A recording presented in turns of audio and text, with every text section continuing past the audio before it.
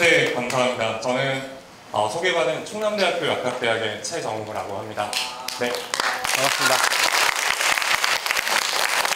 네, 저는 현재 충남대학교 약학대학에 있습니다.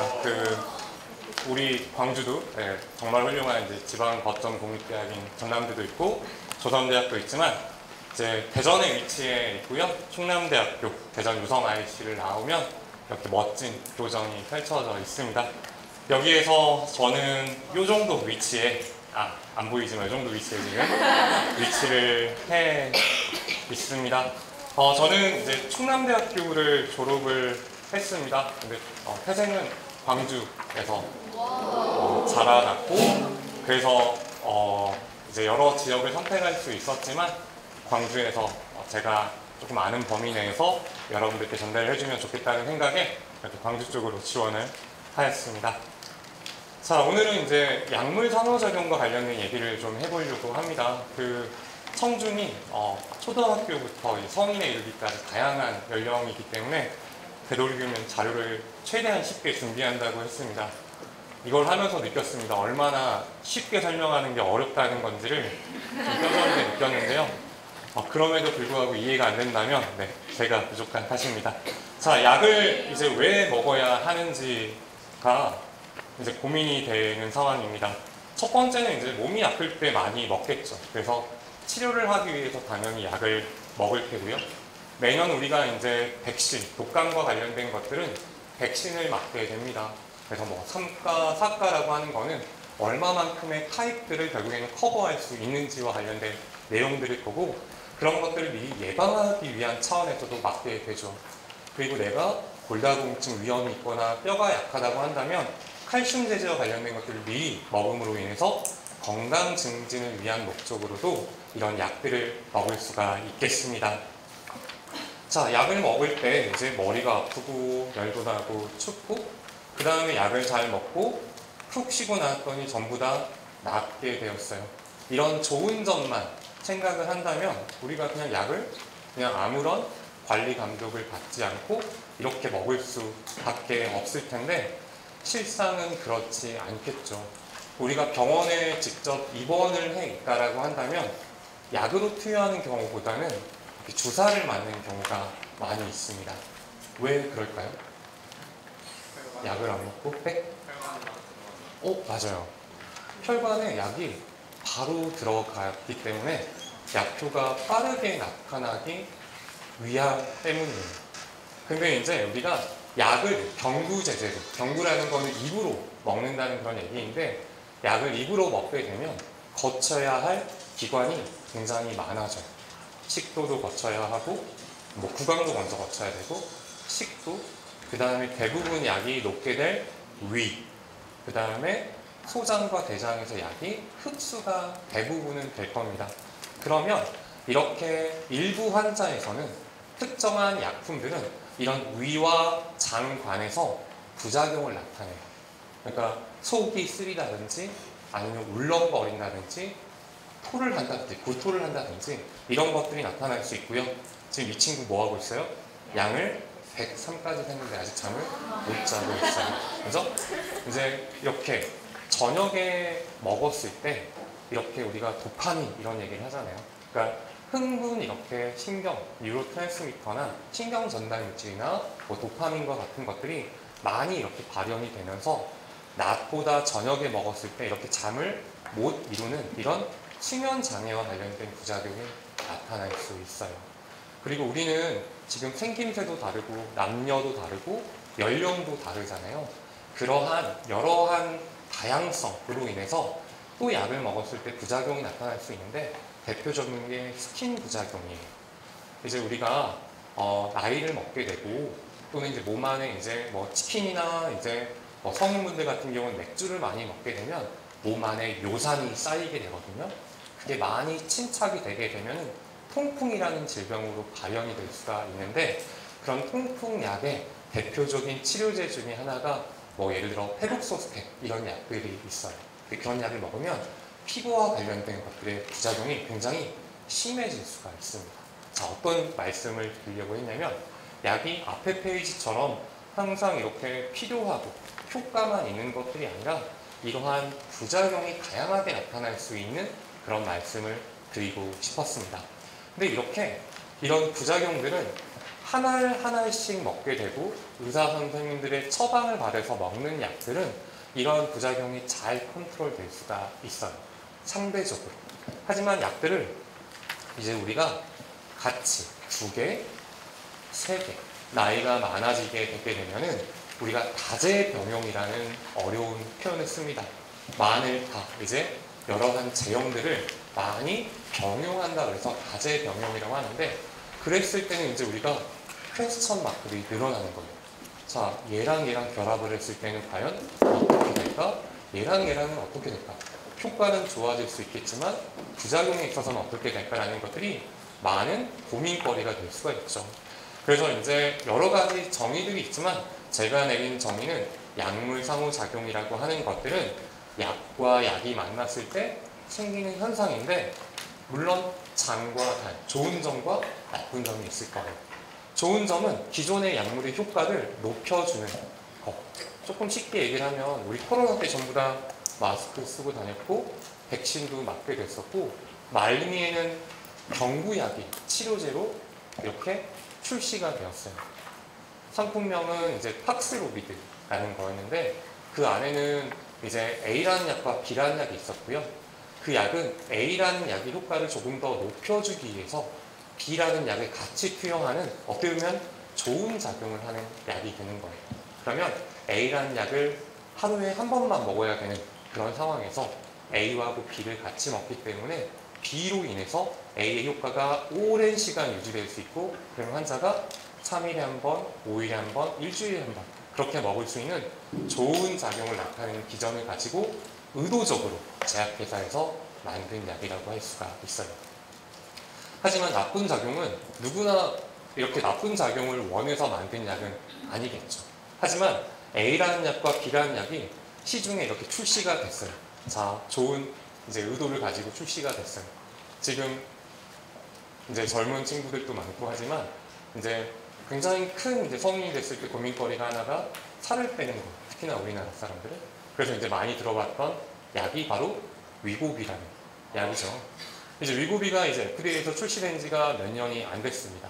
그러면 이제 어떤 것들이 보고가 되냐면 그 약을 장시간 사용했을 때 이제 새롭게 등장하는 부작용들이 보고가 돼요. 얼마 전에 보고가 됐던 것들이 실명과 관련된 것들이었어요. 자, 내 살을 빼고 눈을 준다? 그럴 수는 없겠죠. 근데 그러한 이제 부작용들이 많이 보고가 되면서 이제 그렇게 신약들과 기존의 약들 간의 상호작용 중에 나쁜 작용들, 특히나 효과를 감소시키고 어떤 약의 부작용을 높이는 거에 관련된 보고가 많아지는 겁니다. 그래서 이제 어떤 그림이 가장 조금 이해하기 쉬울까라고 해서 그림을 GPT에 부탁을 했고요. 보면은 이제 매일 이렇게 여러 종류의 약을 먹게 되면 이렇게 평온한 상태의 화학 반응이 일어날 수도 있지만 정말 거친 화학 반응이 일어날 수도 있게 돼요. 그랬을 때 잘못된 약의 조합. 대부분의 약들은 이런 조합을 나타내지는 않지만 이렇게 잘못된 약의 조합은 약효를 떨어뜨리거나 부작용을 늘려줄 수도 있다는 겁니다. 그리고 이제 대표적으로 어떠한 것들이 이제 잘못된 방법이냐라고 얘기를 한다면 약이라는 거는 우리 몸에 들어왔을 때 우리가 그래 나는 용기가 있기 때문에 물도 먹지 않고 얘를 삼켜서 얘를 한번 약효를 발휘해 봐야겠어 라고 한다면 식도염이나 이런 거에 걸릴 수 있는 개연성이 굉장히 높아요. 그리고 얘가 캡슐제로 되어 있다면 끈적끈적하기 때문에 물과 관련된 것들을 많이 충분히 먹지 않으면 여기에 붙어있는 경우가 많고 염증을 유발할 수 있는 경우도 굉장히 많이 있어요. 그만큼 약이 잘 녹지 않거나 그 다음에 우리가 약이라는 거는 효과를 발휘하고 어느 순간이 되면 몸에서 사라져야 되는데 그러한 것들이 잘 분해가 되지 않거나 몸 밖으로 나가지 않았을 때는 이러한 약물 상호작용이 훨씬 더 커지고 세질 수도 있게 돼요. 이런 얘기를 한번 남은 시간 동안 해보려고 합니다. 자, 그림이 조금 어려워 보이는데요. 말씀드리고자 하는 내용은 딱 여기 있는 점선 두 가지. 보통 우리가 약물이라는 거를 얘기를 하고 이 약이라는 거는 항상 안전한가? 그렇지는 않거든요. 그러면 이 점선을 넘었을 때 우리가 여러 가지 동물 실험도 하고 임상 시험도 하고 나서 이러한 농도를 결정을 해요.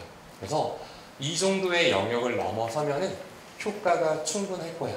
근데 어느 순간의 농도를 넘어가는 순간 독성과 관련된 개연성이 굉장히 높아질 수 있을 거야 라는 것들에 대한 가이드를 약물마다 정해둬요.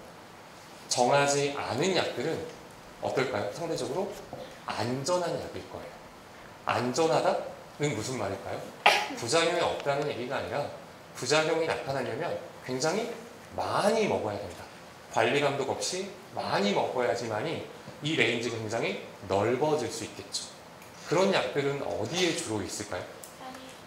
편의점 또는 약국에서 처방전 없이 살 수 있는 약물들.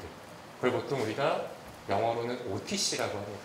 카운터 너머에서 우리가 가지고 올 수 있는 오버 더 카운터라고 하는데 그런 약들은 이 레인지가 넓어요. 그럼 그런 약들은 상대적으로 우리가 과량을 먹거나 아니면 다른 약제랑 먹었을 때 상호작용이나 부작용들이 적을 가능성이 높다는 얘기가 되는 겁니다.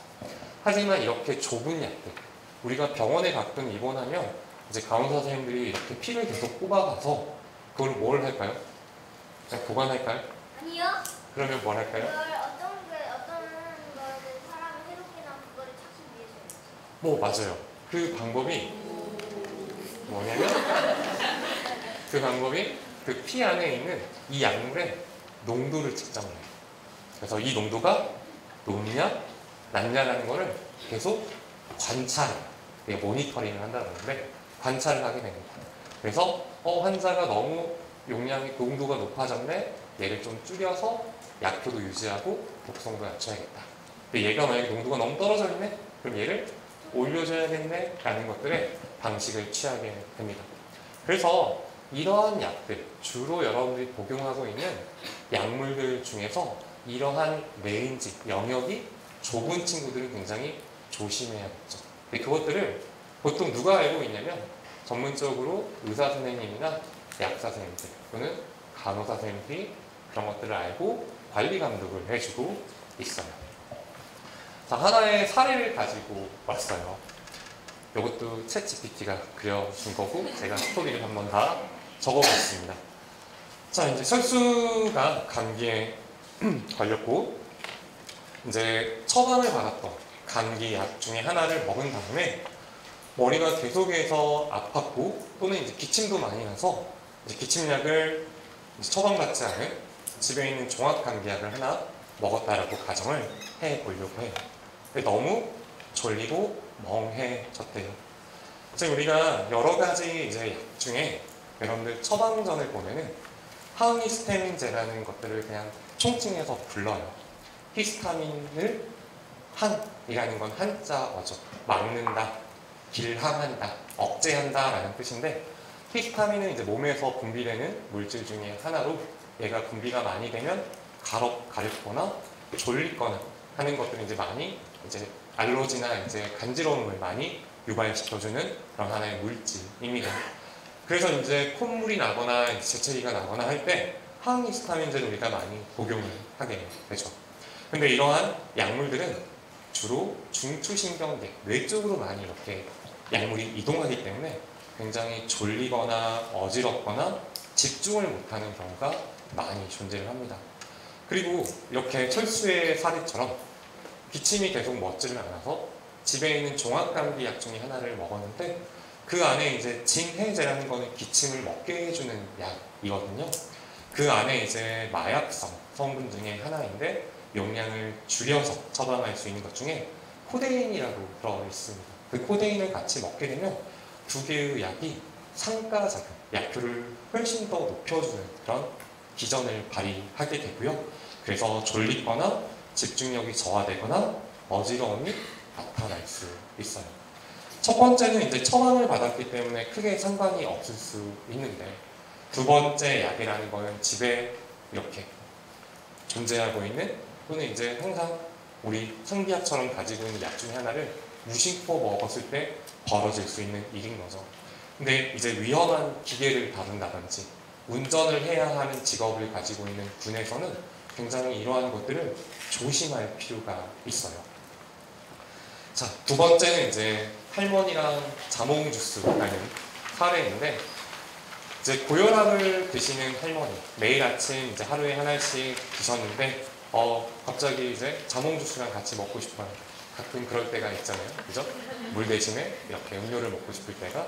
그래서 이렇게 먹었더니 갑자기 힘도 없고 갑자기 축 처지는 기분이 들어서 이제 약국에 가서 물어봤죠.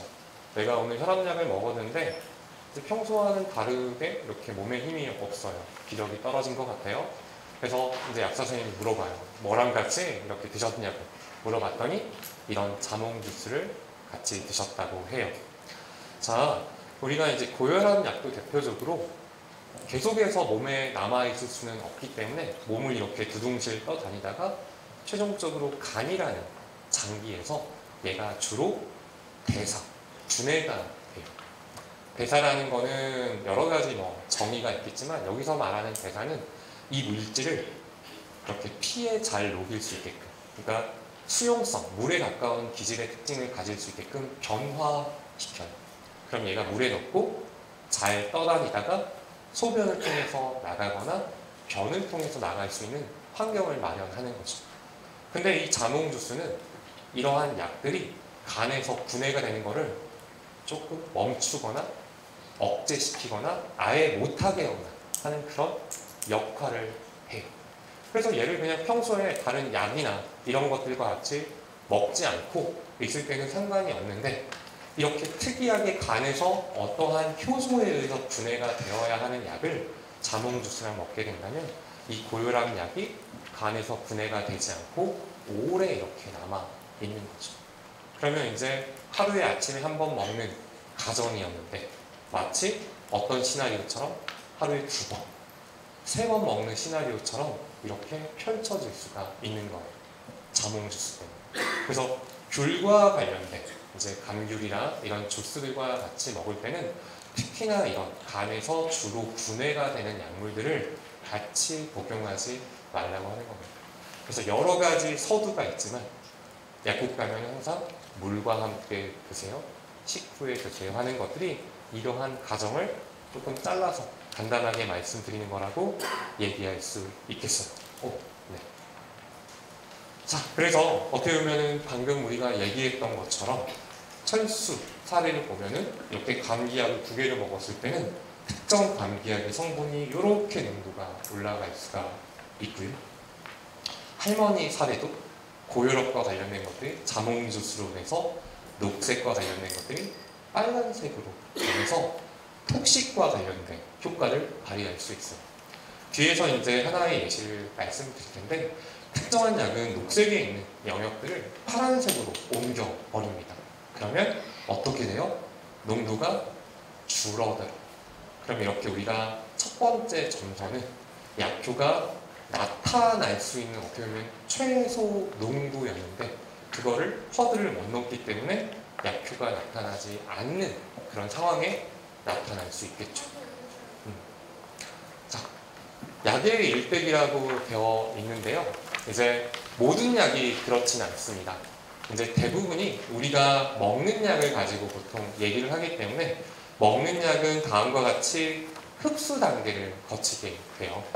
흡수 단계는 어디에서 약이 주로 분해가 되냐면 위에서 약이 분해가 되고, 얘가 이제 몸을 전체적으로 이렇게 떠다니기 전에 소장이나 대장이라는 부분에서 흡수가 됩니다. 우리가 유산균과 관련된 것들이 소장에서 흡수가 되면 안 되겠죠.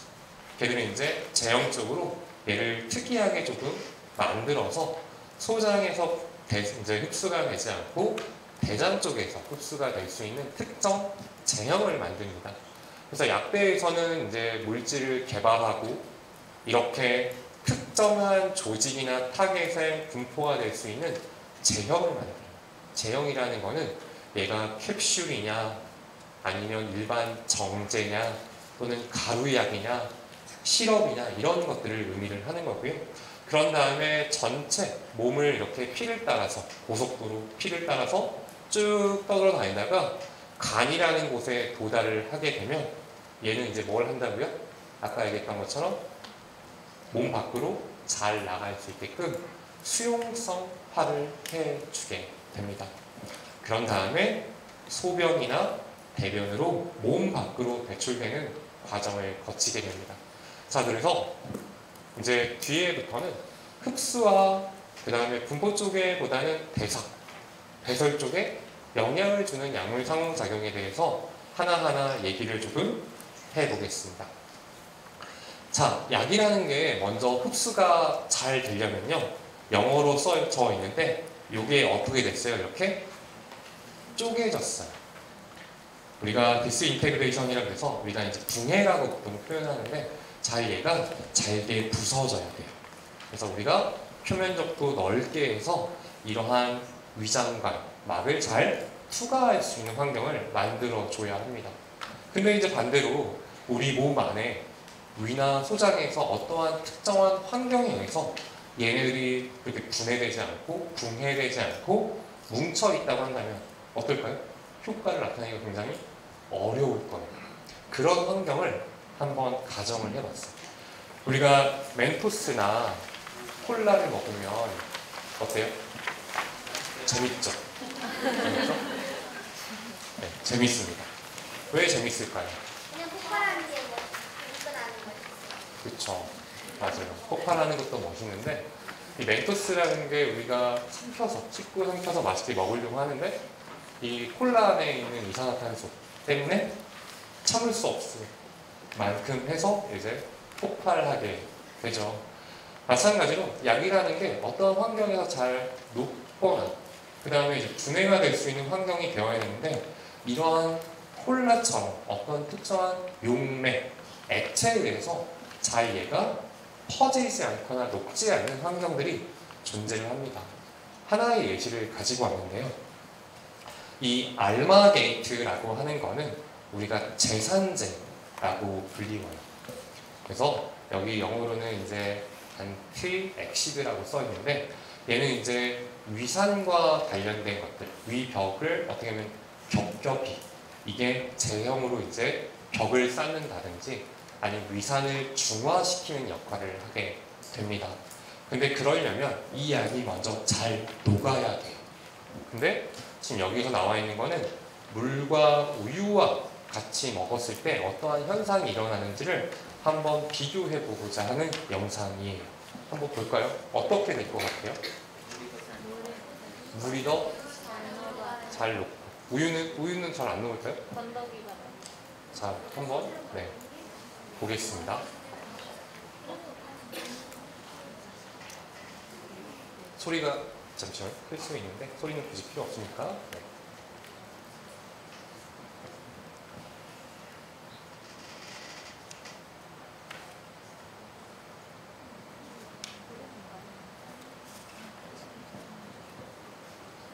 자, 이렇게 약이 녹고 어떻게 보면 우리가 위와 관련된 것들을 생각하면 약이 이제 퍼져나가는 거예요. 위벽 쪽으로 이제 가는 과정들이라고 볼 수가 있을 것 같아요.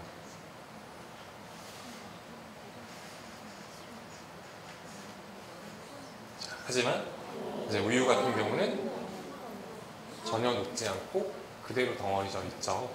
그러면 이거는 그냥 우리가 아무것도 없는 그냥 빈 어떻게 보면 껍데기를 그냥 먹었다라고 표현을 하는데, 그러한 상황이 벌어질 수 있는 거예요. 그래서 무심결에 이제 물이나 뭐 우유나 액체나 이런 것들을 그냥 아무 생각 없이 이제 먹게 되었을 때는 우리가 비싼 정말 시간이 정말 가장 소중하잖아요. 지금 여러분들도 이 황금 시간대에 나와 있는 것처럼 이런 소중한 어떻게 보면 시간들을 저희가 투자해서 처방을 받고 그 약을 결국에는 먹는데 어떻게 보면 효과적으로 먹어야겠죠. 비싼 보약을 이렇게 어떻게 먹는 것처럼 말이죠. 자, 그런 다음에 이제 하나의 예시는 어떻게 보면 비슷한데요. 위궤양 치료제라고 되어 있네요. 어떻게 보면 우리가 지금 뭐 헬리코박터라는 것들을 많은 이제 성인 환자에서 경험을 합니다. 그래서 이제 항생제도 먹게 되고 여기 써 있는 것처럼 조금 어렵죠. 프로톤 펌프 이니비터라고 되어 있는데 이거를 줄여서 PPI라고 보통 불립니다.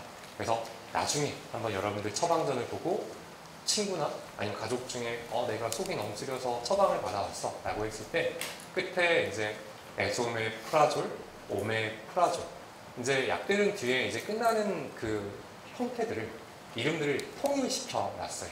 마치 항열 이런 것처럼. 그래서 그런 약들을 보통 우리가 프로톤 펌프 이니비터라고 하는데 얘는 이제 굉장히 산성, 그러니까 pH가 이제 7보다 낮고 뭐 5 아래에 있는 그런 환경에서 이 약이 충분히 흡수가 돼서 위에서 분비가 되는 위산의 분비를 막아주는 역할을 해요. 조건이 뭐냐?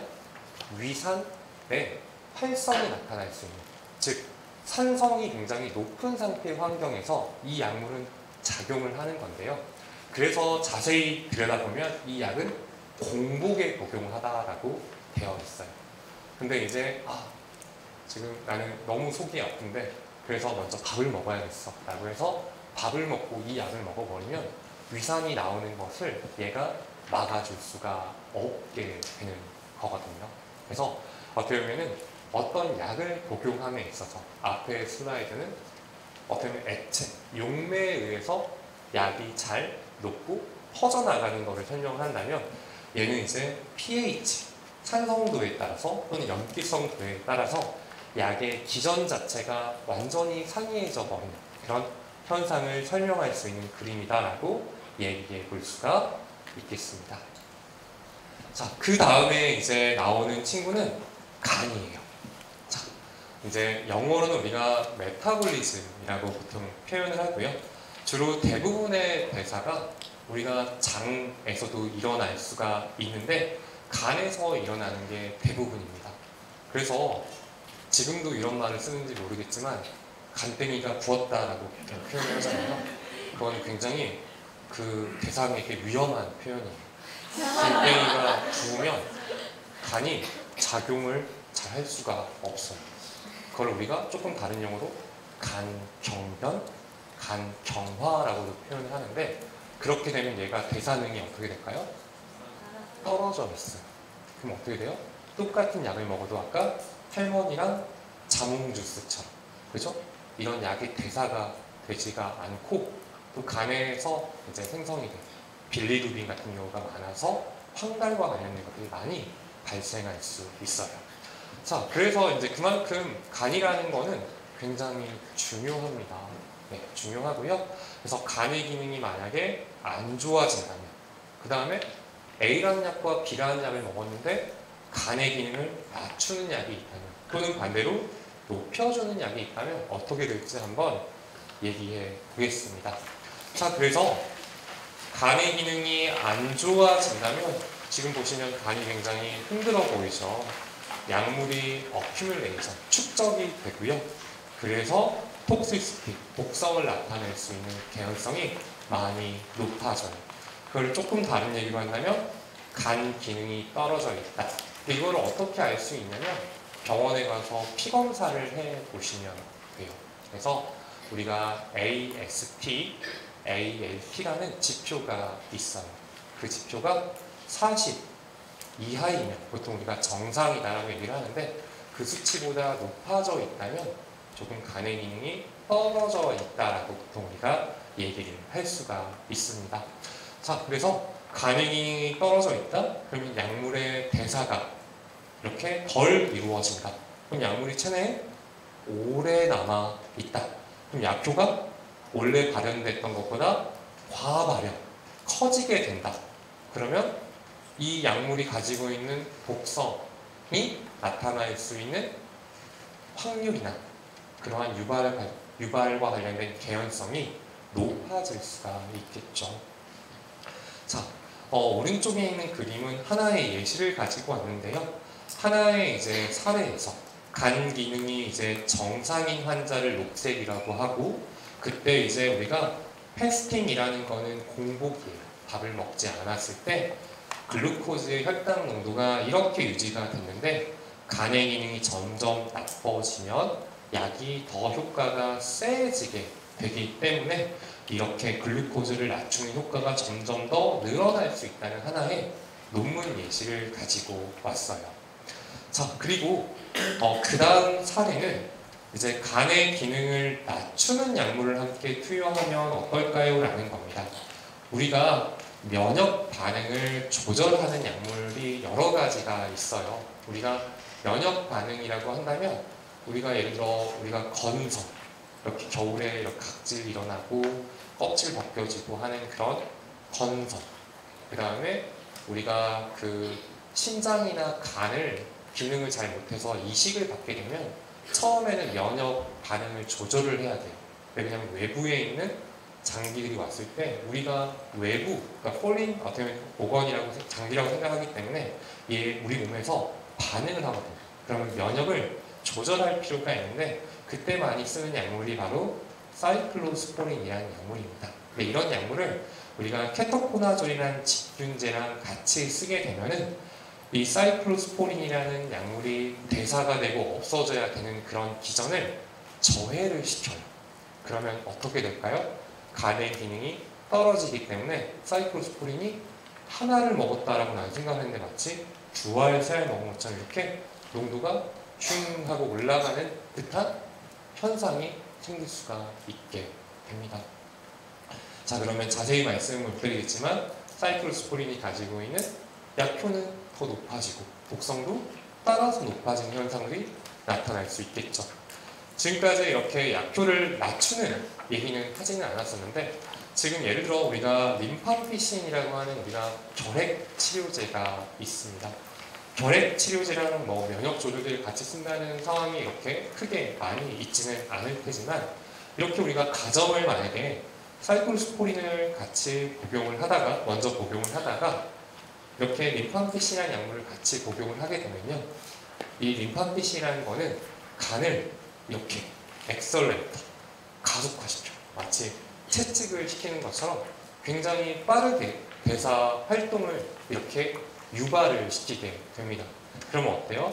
처음에 이렇게 녹색으로 존재했던 사이클로스포린이라는 농도가 다음과 같이 이렇게 뚝 떨어지게 돼요.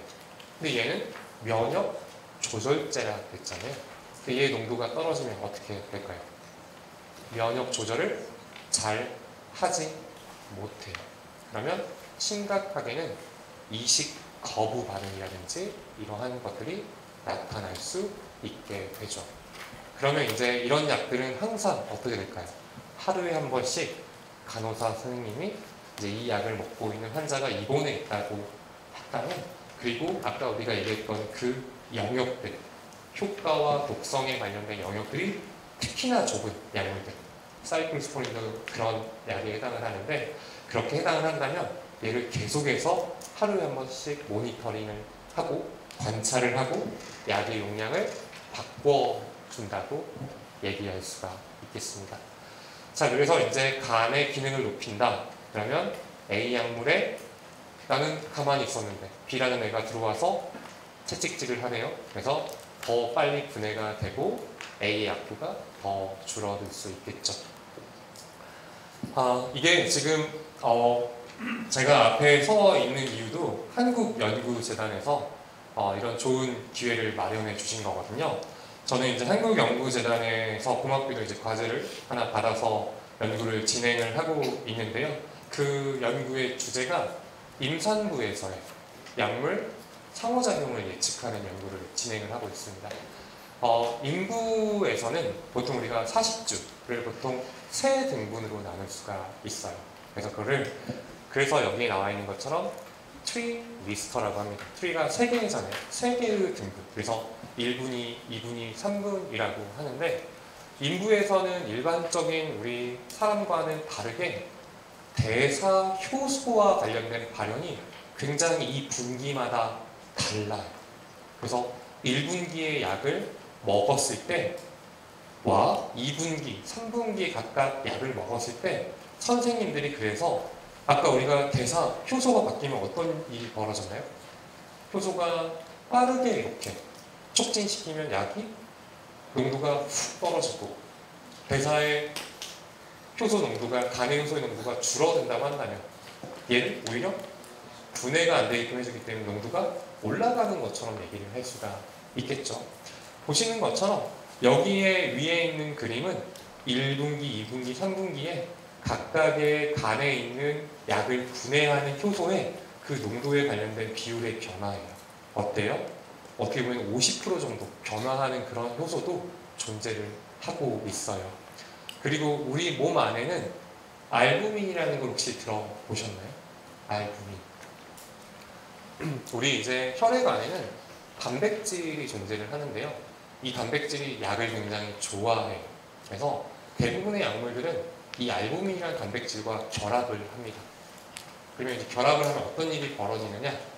약이라는 거는 이제 얘가 어떤 연 형태에서 얘가 이온화로 이렇게 변화하게 되고 걔네들이 이제 어떻게 보면 각각의 조직들을 이렇게 투과를 해서 옮겨 다니면서 효과를 내야 되는데 단백질과 결합을 하고 있으면 그 활동을 할 수가 없어요. 그럼 어떻게 될까요? 약효를 단백 결합률이 높아지면은 약효가 떨어진다라고 우리가 얘기를 할 수가 있는 거예요. 근데 어때요? 지금 보시면 1분기, 2분기, 3분기에 알부민의 시럼이라는 거는 피를 조금 이제 원심분리 열심히 돌려보면 이제 나올 수 있는 하나의 이제 액체라고 볼 수가 있는데 그러한 알부민의 수치가 굉장히 상이하게 변하는 걸 볼 수 있어요. 어떤 식으로 가나요? 감소하는 식으로 가는 것 같아요. 그러면 어때요? 결합하고 있는 애들이 더 많아져요. 나 이제 어디로 갈래? 라고 하는 욕구가 생길 거고 얘네들이 어디에 가서 약효를 발휘할 수 있겠고 또는 원했던 약효보다 더 많은 약효면 독성을 또 발휘할 수 있겠죠. 그 다음에 이제 하나는 우리가 카디악 아웃풋이라고 하는 거는 심장의 이제 하나의 박출률이 한번 쫙 짰을 때 얼마만큼 나가느냐. 그 다음에 GFR이라는 거는 그냥 간단하게 심장에서 약을 얼마만큼 잘 보내냐라는 겁니다. 그러면 그러한 심장 기능도 달라지는 거예요. 자, 그리고 전체적인 볼륨도 달라지고 있어요. 이러한 여러 가지 복합적인 것들이 임신을 하면은 아까 얘기했던 흡수, 그렇죠? 우리 이렇게 몸에 들어갔을 때 위에서 놓고 그다음에 소장에도 흡수되고 약이 이렇게 쭉 고속도로 피를 따라서 돌아다니고 그 다음에 간에서 대사를 받고 심장에서 아까 얘기했던 것처럼 빠져나가야 되는데 그런 모든 것들이 일반적인 여성에 비해서 달라지는 거죠. 그래서 연구재단에서 저희가 제안을 한 게 임산부에서 어떤 위험한 약들, 모든 약이 그러지는 않을 거니 방금 앞에 슬라이드에서 봤던 것처럼 특정 효소에 의해서 특정 효소가 많이 변화하는 그런 약물들, 이것과 연관된 약물들, 그리고 임산부들이 먹었을 때 안전하다라고 판단되는 약들, 그런 약들을 토대로 하여서 저희가 어떠한 모델을 만들었어요. 그 모델이라는 거는 수식을 만든 거죠. 아, 이렇게 임산부들이 처음에 왔을 때 1분기, 2분기, 3분기와 관련된 것들이 모두 다 효소나 그 다음에 심장 기능이나 알부민이나 이런 것들이 다른데 그럴 때는 용량을 어떻게 바꿔주는 것들이 좋을까라는 연구를 진행을 했어요. 그래서 2년 전에 미국에는 이제 주립대학이 많이 있죠. 저는 이제 UC 계열의 샌디에이고 야구 좋아하시면 이제 김혜성 선수가 뛰었던 김하성 선수가 뛰었던 곳입니다. 지금은 팀을 옮겼는데 거기에 이제 1년 동안 연구 교수로 파견을 갔다 왔고요. 그때 했던 게 저희가 여러 가지 문헌에 관련된 데이터들을 통해서 임산부와 관련된 그런 특정 약물들과 관련된 어떤 제안서를 만든 거예요. 자, 이 환자는 1분기 때 이 약은 이렇게 효소가 변하니 이 정도로 용량을 바꿔서 줍시다. 근데 그건 어때요? 제안서일 뿐이잖아요. 항상 우리는 뭘 해야 돼요? 실증을 해야 돼요. 입증을 해야 되죠. 요즘에는 이제 리얼월드 데이터라는 것들이 많기 때문에 그러한 실제, 현실에 있는 환자에서의 데이터를 갖고 우리가 만든 모델이나 그러한 가정이 맞는지를 판단하는 것들이 중요합니다. 그래서 실제 이제 미국에서는 임팩트라고 하여서요. 이렇게 프레그넌시, 인부들과 관련된 여러 가지 약물들, 뭐 약물들 중에 인부들이 쓸 수 있는 HIV, 에이즈라든지, 그 다음에 헤파타이티스라든지, 그다음에 뭐 약간 우울증 약이라든지 이러한 여러 가지 약물들과 관련된 정보들을 수집을 해 놓았어요. 그래서 고맙게도 그 데이터를 가지고 우리 모델에 접목을 시켜서 우리 모델이 맞는지 아닌지를 검증을 하였죠. 그래서 그러한 결과가 여기에 나와 있어요. 간단하게 말씀을 드리면 오른쪽에 보시면 논 프레그넌트라는 거는 프레그넌트가 아니니까 임신을 하지 않았던 일반적인 환자에서는 어떤 질환, 여기서는 HIV 이제 치료를 받고 있는 환자였었는데요. 그 환자가 200mg의 약을 먹었을 때 아까 우리가 나왔던 점선이 보이죠? 요 레인지 안에 들어가면 딱 좋겠다라고 해서 그 용량을 맞춰 놓았어요. 근데 하지만 근데 이렇게 봤을 때 세컨드 트리미스터, 서드 트리미스터, 2분기, 3분기에 들어갔을 때는 각각 용량을 바꿔줘야 돼.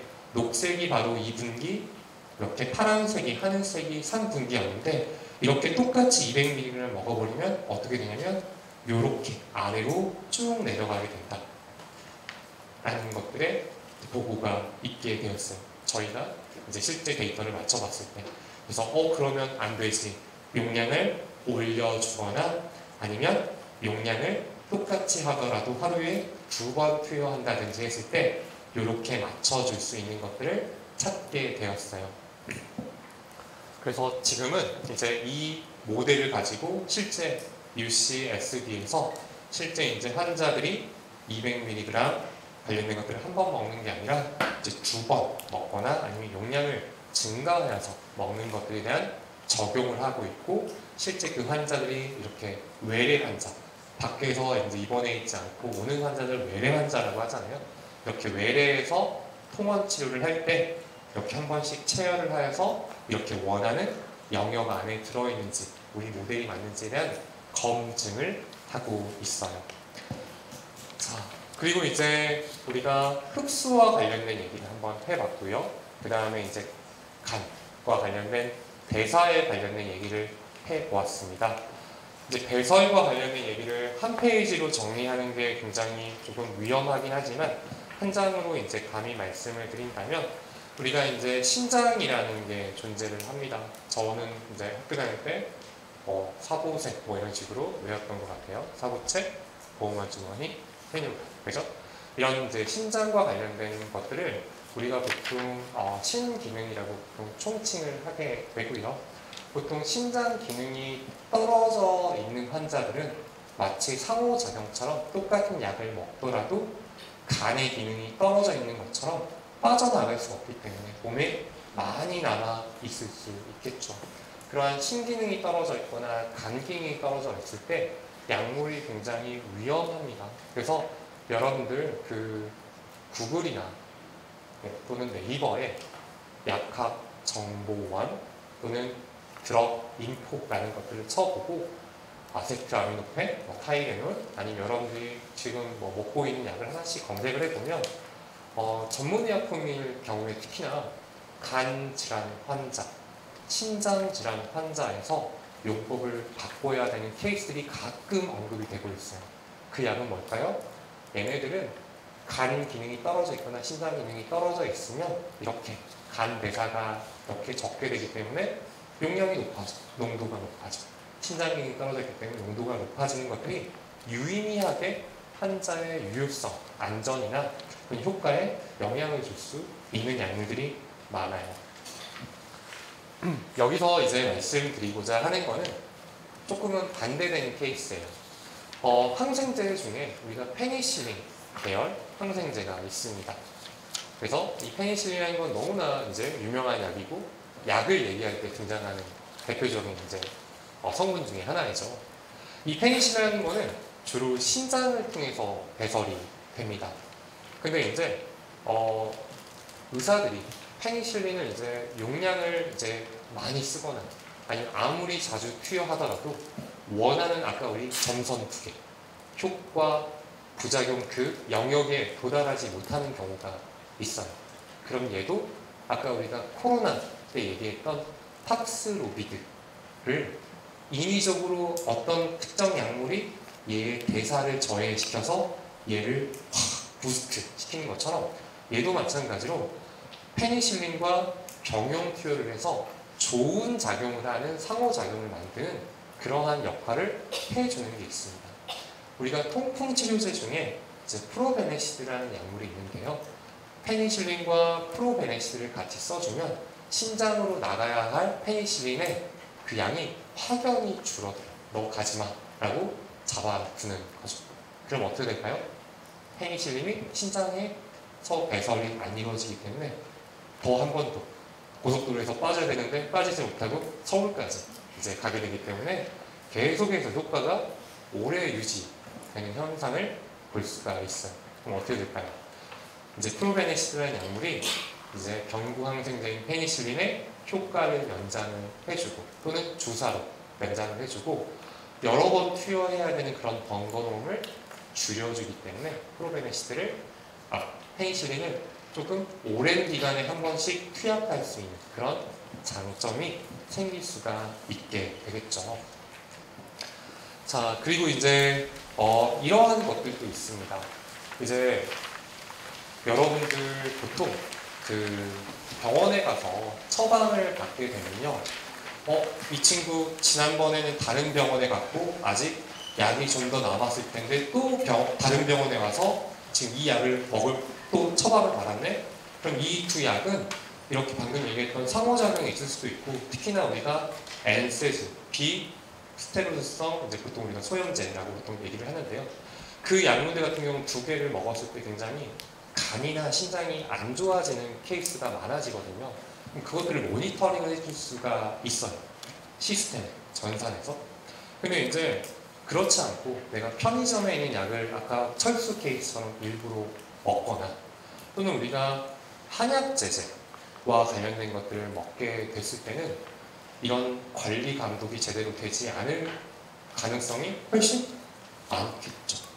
특히나 우리가 처방전에서 여러분들이 받은 약물들을 보면은 하나의 성분마다 하나씩 이렇게 마크가 되어 있어요. 이 성분은 하루에 몇 번 먹어요. 이 성분은 자기 전에 먹어요. 이렇게 되어 있는데 한약제제는 그런 케이스가 많이 없죠. 한약제제가 안 좋다는 게 아니라 한약제제 안에는 굉장히 많은 성분들이 포함이 되어 있어요. 근데 그 성분들은 아까 우리가 얘기했던 어떤 대사 능력을 저해시키거나 어떻게 보면 더 빠르게 대사를 시켜줄 수 있는 그런 작용을 하는 그런 성분들이 존재를 하는데 그것들을 약학이나 의학을 공부하지 않은 일반 친구들이 봤을 때는 굉장히 많은 성분들이 있기 때문에 확인하기가 어려울 수가 있다는 거죠. 그래서 보시면 바나사신탕, 병옥고 이런 것들이 있는데 이 안에는 또 다른 이름의 성분들이 굉장히 많이 존재를 하고 얘네들이 굉장히 어떤 경우에 안 좋은 경우에는 우리가 이제 처방을 받아서 먹고 있는 약에 어떤 위해 작용을 더 높여줄 수 있는 것들이 있다는 거죠. 그래서 이제 이러한 한약제제와 합성의약품의 약물 상호작용 연구도 많이 진행이 되고 있고 저 역시 이러한 연구들을 감사하게도 국가기관에 이제 펀딩을 받아서 진행을 하고 있습니다. 근데 우리가 생각해보면 약이라는 게 1년에도 수차례 이렇게 등장을 하고 기존에 나와 있는 약물들은 수만 개가 이렇게 되는데 이 약물들과 수만 개의 약물들의 상호작용을 미리 판단하는 것들이 가능할까요? 불가능하겠죠. 그래서 여러 가지 방법들이 있습니다. 미리 확인을 해보거나 아니면 간접적이라는 거는 사람이 아닌 다른 종에서 실험을 해보는 거예요. 그래서 저희 연구실에서는 이런 동물을 이렇게 조금 감사한 마음을 가지고 동물 실험을 진행합니다.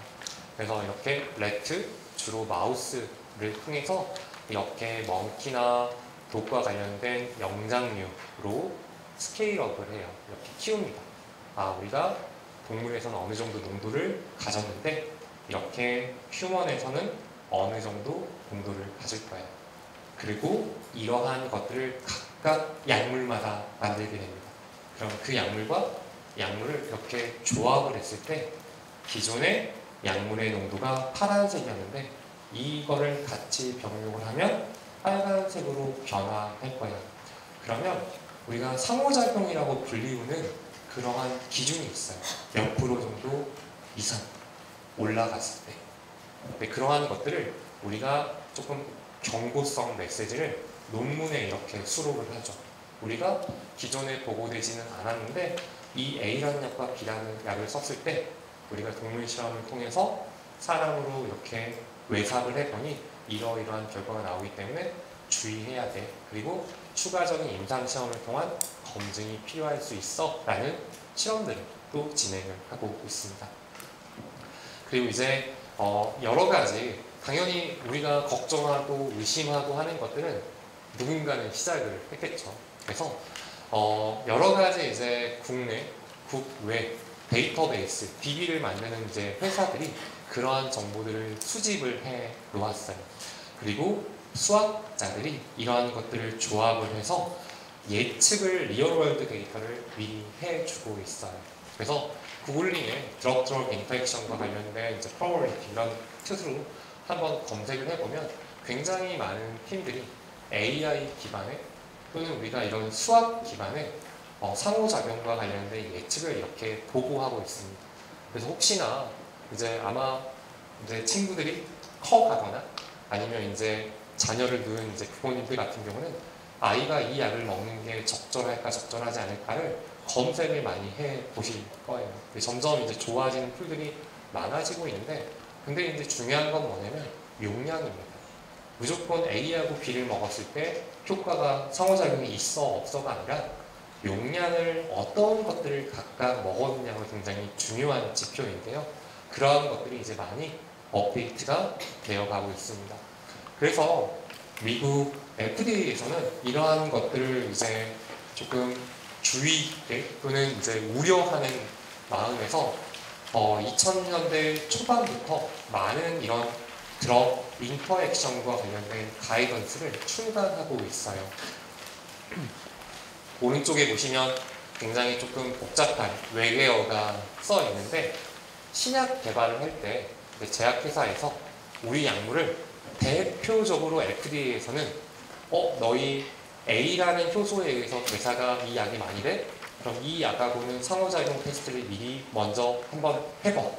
B라는 거하고 많이 대사가 돼? 그러면 이 친구, 이 약물하고 한번 상호작용 테스트를 해봐 라고 가이드를 줘요. 그러면 제약회사는 그렇게 실험을 하고 나온 결과가 우리가 유의미한, 무서운 또는 우려가 되는 그 영역 안에 들어있지 않으면 상호작용이 없다라고 여러분들 이제 아세타민오펜, 타이레놀 처음에 딱 사서 하는 행동이 뭐예요? 포장지를 뜯고 안에 있는 하얀 봉투를 뜯고 버리고 약만 들고 있죠. 근데 그 안에 있는 하얀 종이를 길게 이제 펼쳐보면은 그 약이 상호작용이라는 섹션이 따로 있어요. 처음에 나오는 거는 적응증. 얘가 어디에 효과가 있는 약이야? 얘가 탈모에 효과가 있는 약이야? 비만에 효과가 있는 약이야? 이런 것처럼 효과와 관련된 약이 나오고 두 번째는 뭐가 나오냐면 용법 용량이 나와요. 하루에 한 번 먹냐? 몇 밀리그램을 먹어야 되냐? 그거는 자기 전에 먹어야 되냐? 라는 것들이 나오고 그 다음에 이제 주의사항이 쭉 나오면서 그 다음 섹션에 상호작용이 등장을 합니다. 그러한 모든 임상 실험을 할 수가 없기 때문에 이러한 FDA에서 주는 가이드를 가지고 상호작용 평가를 하고 이러이러한 약과는 상호작용이 있을 거야. 이러한 약은 용량을 줄여야 할 거야. 라는 것들에 대한 얘기를 하고 있어요. 근데 이제 사람은 항상 의심의 동물이잖아요. 그래서 이제 저희는 이 식을 조금 모두 다 통용되는 것들이 아니기 때문에 이 약들이 조금은 간에서 분해가 될 때 얼마나 잘 분해가 되느냐, 그렇지 않느냐에 대한 좀 기준을 이렇게 좀 분리를 해 보았어요.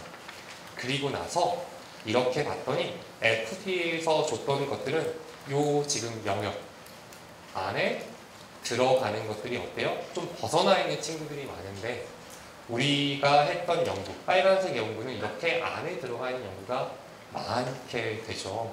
조금 이거를 비주얼로 본다면 이렇게 빨간색이 커질수록 오차가 크다는 의미인데요. FDA에서 나왔던 식들이 조금은 오차가 컸던 거를 볼 수가 있었고 저희가 새롭게 만든 식은 이렇게 오차를 조금은 줄여갈 수가 있었어요. 그래서 이제 카이스트 교수님과 그다음에 충남대학교 약학대학이 같이 협력을 해서 굉장히 조금은 자부심을 갖고 상호작용과 관련된 것들을 조금은 우리가 미리 확인할 수 있는데 조금은 더 신뢰도를 높일 수 있는 수식도 개발을 하였었습니다. 자, 이제 거의 마지막인데요. 이제 상호작용을 예방하려면 어떻게 해야 되느냐? 저희가 이제 아까 얘기했던 검색 기능도 물론 있겠지만 그렇지만 이제 중요한 거는 내가 얘를 몇 번 먹었느냐 또는 몇 미리그램 용법 용량을 어떻게 다른 상대와 같이 먹었느냐가 굉장히 중요하기 때문에 그런 뒤에 있는 실마리 정보가 없이 A와 B만 먹었다라고 했을 때 상호작용이 있다 없다를 확실하게 얘기하기는 정말 어렵습니다. 그래서 이것들을 모니터링하는 것들이 결국에는 의사와 약사이고요. 이게 어럴트, 이제 경고를 해주는 시스템이 전부 다 전산화가 우리나라는 너무나 운 좋게도 되어 있어요. 하지만 말씀드렸던 것처럼 그 외의 약들, OTC, 편의점의 이제 상비약들 또는 한약제제와 관련된 것들을 이렇게 전문의 약품, 아까 점선이 있던 그 영역이 특히나 좁은 약들과 같이 먹었을 때는 굉장히 위험할 수 있겠죠. 그래서 그런 약들을 처방약을 드실 때는 웬만하면 그런 약들만 함께 복용을 하는 것들이 상호작용 예방하는데 가장 좋다라는 말씀을 드리고 싶습니다. 자, 마지막 페이지입니다. 테이크홈 메시지인데요. 자, 우리는 이 그림을 기억해야 합니다. 자, 왜 우리가 상호작용이 의미가 있고 기억을 해야 되느냐? 약물마다 이렇게 정해져 있는 녹색처럼 정해져 있는 위치에 존재를 해야 하는데 다른 음식물이나 아까 자몽 주스 나왔었고요. 그 다음에 물과 이제 어떻게 보면 우유처럼 그 약이 녹지 않아서 실제로 효과가 나타나지 않기 때문에 녹색이 가지도 못하는 경우가 생길 수도 있었고요. 간에 관련된 영향을 줄 수 있는 내가 뭐 이제 성인들이 술을 너무 많이 먹거나 과로를 하거나 했을 때 간의 기능이 떨어져서 또는 이제 굉장히 어떻게 보면은 음식과 관련된 간의 손상도 있지만 그런 원인으로 인해서 이제 간의 이제 원인으로 인한 빨간색으로 변화한다든지 또는 이제 병용했던 약이 억셀레이터, 그러니까 약을 굉장히 빠르게 배사를 시키기 때문에 파란색이 위치해 있다든지 하는 것들이 존재했었습니다. 그리고 이제 심장과 관련된 기능이 또 떨어지게 된다면 녹색과 관련된 영역이 빨간색으로 옮겨갈 수가 있었고요. 그 다음에 우리가 아까 그 코로나 치료제로 나왔던 팍스로비드라든지 페니실린의 작용을 오래 유지시켜줄 수 있는 약들은 이렇게 어떻게 보면 녹색과 관련된 것들을 빨간색으로 가지만 이제 페니실린이라는 것들은 아무래도 그렇게 했던 근거는 이러한 점선과 관련된 영역이 상대적으로 넓었기 때문이라고 얘기를 할 수가 있겠죠. 그런 것들을 우리가 약물 상호작용이라고 칭했고 결국에는 약이 또는 음식물과의 영향은 흡수와 분포, 대사, 배설에 의해서 영향을 받았었습니다. 네. 장시간 오늘 들어주셔서 감사드리고 저희 발표는 여기로 마무리하겠습니다. 감사합니다.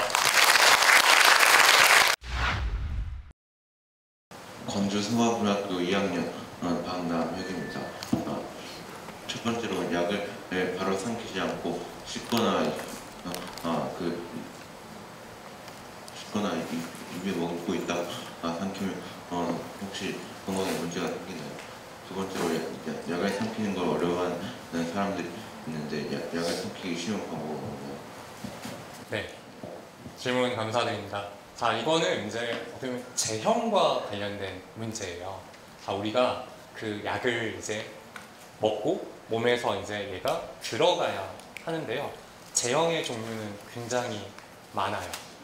나는 추잉정을 한번 들어본 적이 있다. 추잉껌, 추잉정. 그죠? 추잉정은 말 그대로 씹어먹는 약이에요. 그죠? 그리고 이제 여긴 당연히 흡연자는 없겠지만 네. 이제 니코틴과 관련된 이제 껌이라든지 이런 것들은 계속 이제 씹어서 먹고 얘를 삼키지 않고 얘를 이제 계속해서 그 후추 맛이나 이런 싸한 맛이 날 때까지 계속해서 이제 저작 운동을 이렇게 해주거든요. 이제 그게 무슨 말이냐면 이제 학생이 질문한 것처럼 친구가 질문한 것처럼 그 특정 약이라는 거는 분해가 되어야 되고 얘가 녹아야 할 장소가 정해져 있어요. 근데 우리가 보통 아이들이 이제 잘 삼키지 못하기 때문에 그 약을 보통 반으로 잘라주거든요. 그러면 이제 그게 어떤 현상이 벌어지냐면 아까 우리가 물과 관련된 것들이 알마게이트라는 약이 천천히 이렇게 분해가 됐었는데 얘를 자르면 면적이 더 표면적이 넓어지는 거예요. 그럼 어떻게 되냐면 이렇게 약이 녹는 것과 흡수되는 게 더 빨라질 수가 있어요. 그러니까 어떻게 보면은 그대로 먹으라고 하는 이유는 이게 원래의 약효보다 훨씬 더 빠르게 작용을 할 수 있거나 아니면 약효가 아예 없어져 버릴 수도 있기 때문이죠. 그래서 그런 것들이 어렵다라고 한다면 굳이 시럽제가 있고 이렇게 보면 액체가 있는데 그런 것들을 먹으면 돼요. 삼키기 어려울 때는. 그걸 굳이 가루로 만들어 먹거나 아니면 잘라 먹거나 씹어 먹거나 할 필요는 없다는 거죠. 네. 그러면 질문이 됐을까요? 네, 두 가지 다. 그거 질문요 1학년 김유리입니다. 약을 지속적으로 오랫동안 복용을 하면 내성이 생긴다고 했는데 그게 맞는지 궁금하고 내성이 생긴다면 증상을 완화시키기 위해 계속해서 약을 복용해야 하는지 궁금합니다. 네, 질문 감사합니다. 이제 먼저 내성이라는 게 좀 어렵죠. 내성 들어봤어요? 내성이라는 거는 어떤 거를 먹었을 때 이게 어떻게 보면 익숙해지는 거예요. 저항이 생긴다는 의미이고 똑같은 약을 똑같은 시간에 이제 먹었는데 약효가 오히려 더 떨어져 있는 현상을 우리는 약학에서는 내성이라고 불려요. 그러면 이제 어떻게 해야 되느냐? 몇 가지 방법이 있을 텐데 이제 내성이라고 하는 거는 약에 관련된 대사가 굉장히 빨리 생기는 경우도 있어요. 그게 무슨 말이냐? 약을 아까 우리가 악셀레이터 막 이제 빨리 분해해라고 하는 것처럼 약이 몸에서 금방 없어져 버리는 거예요. 그러니까 효과도 금방 없어지는 거고 약을 똑같이 먹었는데 우리가 기대했던 효과랑 다른 이제 그게 이제 마약에서는 보통 많이 이렇게 내성이 커진다고 하는데 그럼 어떻게 우리가 치료적인 관점에서 보냐면 그래서 다른 기전의 약이 굉장히 많이 있어요. 하나의 예를 들면은 비만 치료제를 먼저 얘기를 한다면 비만 치료제는 우리 몸 안에서 포만감을 느끼게 해주는 하나의 이제 지표 물질이 있는데 그걸 보통 GLP-1이라고 하거든요. 근데 그러한 것들을 하나의 타겟으로 해서 이렇게 GLP-1을 이렇게 생성을 시키고 아, 나 배불러? 지금 기분이 좋고 더 이상 먹지 않아도 돼 라고 그렇게 느끼는 경우의 약물도 있고 또 하나는 이제 지방 자체의 분해를 아예 안 시켜요. 그러면 얘가 흡수가 되지 않는 거예요, 몸에. 그럼 어떻게 될까요? 기름이 응가로 딱 나오게 돼요. 그러면 이제 변기에 기름이 두둥실 떠 있는 거죠. 에너지원을 결국에는 섭취를 하지 않는 거예요. 그래서 그렇게 내성이 생길 때는 다른 기전의 약들을 먹으면 돼요. 또 다르게는 용량을 늘리면 되겠죠. 그래서 이제 우리가 의학학을 공부를 할 때 그럼에도 불구하고 가장 권장하는 약을 보통 1차 치료제라고 하는데 1차 치료제에서 내성이 생긴다면 용량을 올리는 방안을 생각을 하겠고 다른 1차 치료제를 생각을 하겠지만 그것도 다 사용이 됐다면 다른 약물로 우리가 바꾸는 것들이 고민이 될 수 있을 것 같아요. 네. 고등초 2학년 서유민입니다. 부작용이 생길 경우 어떻게 대처해야 돼요? 네, 너무 좋은 질문입니다. 유민 친구는 어떻게 할 것 같아요? 부작용 생기면?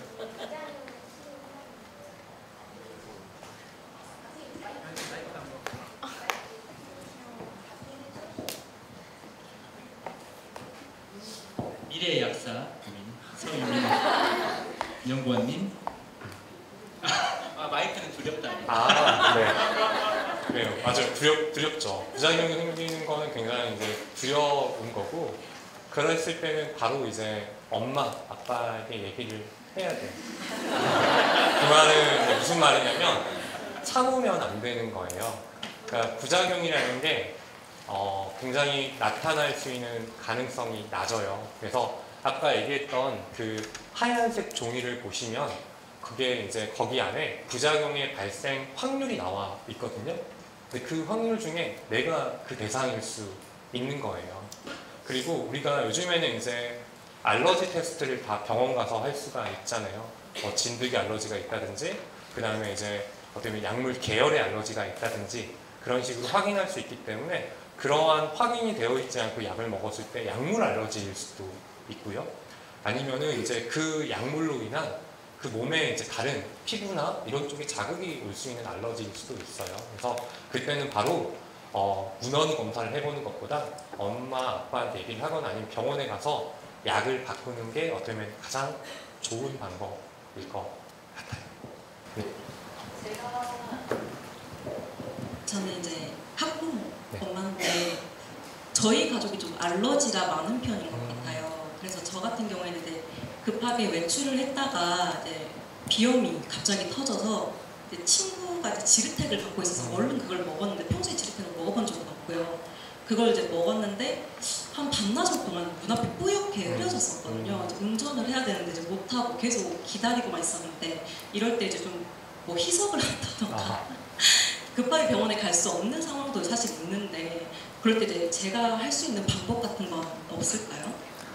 네, 이제 어떻게 보시면 그 주변에 이제 증상이 비슷한 상황에서 친구 약을 이렇게 먹는 경우가 굉장히 많죠. 그래서 어머님이 말씀하셨던 거는 아까 얘기했던 이제 항히스타민제에 해당하는 지르텍인데 그거를 이제 해독제라고 하는 것들이 있거든요. 근데 이제 어떻게 보면 OTC나 이런 걸로 약국에서는 이제 판매하고 있지 않기 때문에 그래서 이제 어떻게 보면은 그런 경우가 벌어질 걸 대비해서 환자들한테 해독제를 주는 경우는 병원에서는 없죠. 네. 그래서 되도록이면은 그런 항히스타민제와 관련된 또는 심혈관계와 관련된 질환의 약들, 이제 거의 대부분 저희는 이제 처방전과 관련된 약들은 웬만하면 증상이 비슷하더라도 먹지 말라고 하는 게 아까 얘기했던 것처럼 계열이 너무나 달라요. 아까 비만 치료제도 그렇고 그 계열마다 가지고 있는 부작용도 달라요. 그리고 주의해야 할 환자분도 다르거든요. 그래서 이제 뭐 그렇게 했을 때 좀 치료할 수 있는 방안이 있냐라고 했다면 이제 그거는 병원을 방문하는 게 어떻게 보면 가장 빠르겠지만 그것도 아마 수액과 관련된 치료일 겁니다. 최대한 빠르게 이제 그 약을 몸 밖으로 빼내는 그거가 다일 텐데 어떻게 보면은 근데 이제 그게 아니라고 한다면은 미리 예방하는 게 가장 좋다고 할 수가 있겠죠. 그것도 하나의 방법이죠. 어떻게 보면은 우리가 아까 그 심장과 관련된 박동을 빨리 한다라고 하면은 이제 약물의 배설률이 더 높아지거든요. 그것도 방법이라고 할 수 있는데 그렇다고 우리의 심장이 엄청 뭐 2배, 3배로 빨리 뛰어서 약물을 2배, 3배로 낼 수 있는 건 아니기 때문에 그게 어떻게 보면 유의미한 배설을 야기하지는 않을 것 같습니다. 순덕고등학교 1학년 정수희입니다. 아까 교수님께서 약효는 한 번 발생했다가 나중에 소멸하게 된다고 하셨는데 그렇다면 동시에 다른 종류의 두 약을 복용을 했다가 부작용이 생겼는데 그 부작용을 또 막기 위해서 다른 약을 복용했을 때 만약에 또 다시 부작용이 생긴다면 어떤 식으로 대처해야 하는지 궁금합니다. 네, 이거는 이제 어떤 식으로 답변을 드릴 수 있냐면 보통 이렇게 위험한 약을 먹었을 때 또는 이제 몸 안에 이제 내가 하나의 약을 먹어야 되는데 깜빡하고 이제 또 하나의 약을 먹었을 때 어떻게 해야 되냐라고 한다면 아까 이렇게 점선이 이렇게 넓은 친구들 같은 경우는 걱정하지 말고 정해진 시간대로 하나를 먹으세요라고 보통 할 겁니다. 근데 얘를 몸으로 완전히 딱 밖으로 빼고 싶은 경우들이 있을 거거든요. 그럴 때는 이제 어떻게 생각을 하냐면 우리 지구과학 시간에 배운 분도 있고 이제 배울 친구들도 있겠지만 우리가 이제 암석에 이제 탄소 동위 요소를 이용해서 반감기를 구한다는 걸 보통 얘기를 하는데 약물도 반감기가 있어요. 근데 약이라는 게 예를 들어 짧은 반감기면 어떻게 되냐면 약이 금방 몸에서 빠져 나가겠죠. 그런 약들은 어떻게 될까요? 자주 먹어야 돼요. 하루에 3번 먹는다? 아, 그럼 얘는 너는 태생적으로 빨리 없어진 친구구나. 근데 이제 하루에 한 번, 일주일에 한 번, 뭐 한 달에 한 번 이렇게 먹는 애들은 반감기가 굉장히 큰 친구들입니다. 근데 그 반감기에 5배에 보통 걸리는 시간 정도가 지나면 몸에서 약물이 다 빠져나가요. 그래서 이제 의사 선생님이나 아니면 이제 걱정하는 만큼의 이제 내가 원하는 약의 부작용으로 인한 또는 이제 다른 이유로 인해서 약을 빼고 싶다라고 한다면 5배 정도의 반감기만큼 기다렸다가 다 이제 약을 투약을 해야 될 거고요. 그럼에도 불구하고 이제 그 같은 약을 또 먹었을 때 부작용이 난다? 그러면 이제 같은 얘기지만 계열을 조금 바꾸는 방법이 가장 필요할 수 있겠습니다. 금호 중앙여고 3학년 김여린입니다. 그 알파폴드 같은 인공지능으로 만든 약도 실제로 사용이 가능한가요? 네, 지금 뭐 어떻게 보면 화두죠. 어떻게 보면 인공지능과 관련된 것들을 저희가 이제 많이 실제 활용하고 있습니다. 그래서 어떤 식으로 이제 활용을 하냐면 그 아까 얘기했던 어떠한 약물, 우리가 이제 그 약물도 전부 다 우리 이름이 있는 것처럼 약물도 구조라는 게 있거든요. 그러면 그 구조가 아까 우리가 얘기했던 GLP-1이라고 하는, 예를 들어 그 우리가 중추신경계에 가서 포만감을 느끼는 그러한 단백질과 잘 결합을 할 수 있는지의, 그러니까 궁합이라고 할까요? 이 친구와 이 친구의 궁합이 어떻다라는 것들을 예측할 때도 활용을 할 수가 있고, 실제 얘가 이제 붙었을 때 얼마만큼 오래 몸 안에 남을 수 있는지, 그래서 다른 경쟁사 약에 비해서 어느 정도의 결국 용법, 용량의 장점이 있는지도 예측할 수 있고, 또 요즘에 나오는 이제 AI 툴 같은 경우는 또 대표적으로 독성과 관련된 것들에 대한 많은 이런 인공지능과 관련된 것들이 존재를 합니다. 그래서 이것들을 전체적으로 아우를 수 있는 것들도 이제 많이 준비가 되고 있고요. 실제 이제 이런 지능으로 약도 사용이 되고 임상, 뭐 2상, 3상으로 가 있는 약도 많다라고 알고 있습니다. 특히나 이러한 이제 시도가 이제 코로나 때 우리가 빠르게 약물들을 결국에는 치료 목적으로 나오길 바라는 시점과 이제 맞물려서 많은 약제들이 이렇게 임상시험 기간도 단축하고, 이런 하나의 약물을 찾는 걸 보통 우리가 히트를 찾는다고 하거든요. 리드 컴파운드를 찾는다고 하는데, 그때 이제 획기적으로 인공지능을 썼을 때 이런 것들 많이 줄여줄 수 있는, 기간을 단축할 수 있는 것들이 많이 있습니다. 그래서 뭐 컴퓨터공학과 관련된 많은 최근의 협업들이 엄청나게 일어나고 있고, AI 플러스 X라고 하여서, 그 X라고 하는 거는 도메인이겠죠. AI 플러스 약학, AI 플러스 뭐 헬스케어, AI 플러스 의학, 수의학, 모든 분야에서 모빌리티 관련된 것들이 모두 다 이제 인공지능을 통한 것들이 접목이 되고 있다라고 얘기할 수 있겠습니다. 안녕하세요. 이미기라고 합니다. 저기 얼마 전에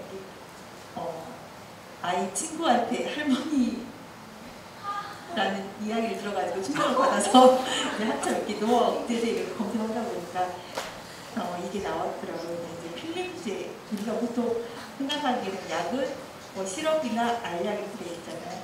필름제가 나와 있다고, 그래도 효과가 있다고 그런 얘기 들었어요. 그래서 일반 약하고 달리 이렇게 필름제로 되어 있는 거는 그 인체 흡수력이 어떻게 되는지, 그리고 노화 업데이트가 정말 효과가 있는 건지 궁금합니다. 네.